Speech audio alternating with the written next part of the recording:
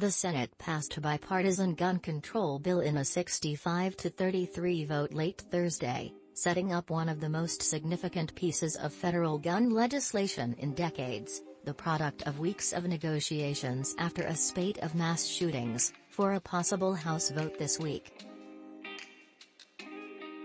The House will take up the bill on Friday, before lawmakers leave town for a two-week recess, House Speaker Nancy Pelosi, Democrat California, said in a Thursday night statement. It may face a close-to-party line vote in the House, as the body's Republican leaders have encouraged rank-and-file members to vote against it.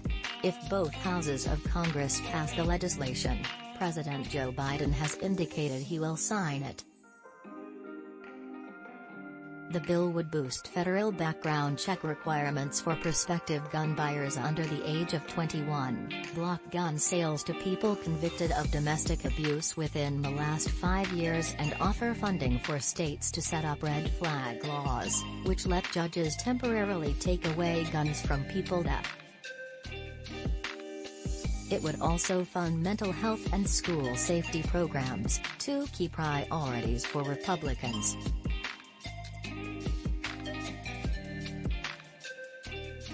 Lawmakers have struggled for years to pass gun control measures, but negotiations restarted last month, after 19 children and 2 adults were killed by a shooter at an elementary school in Texas.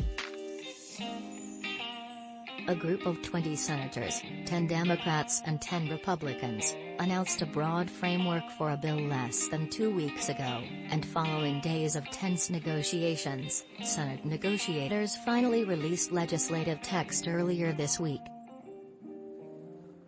The bill falls short of the broad gun control measures favored by most Democrats. It doesn't ban assault rifles, require background checks for private gun sales, or raise the age to buy a semi-automatic rifle. Still, negotiators like Senator Chris Murphy, Democrat Connecticut, have framed the agreement as a step in the right direction.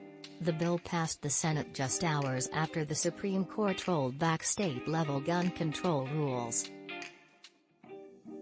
In a sweeping 6-3 ruling, the High Court struck down a New York law that requires gun owners to have proper cause to get a concealed carry permit, a decision that could invalidate similar laws in other states.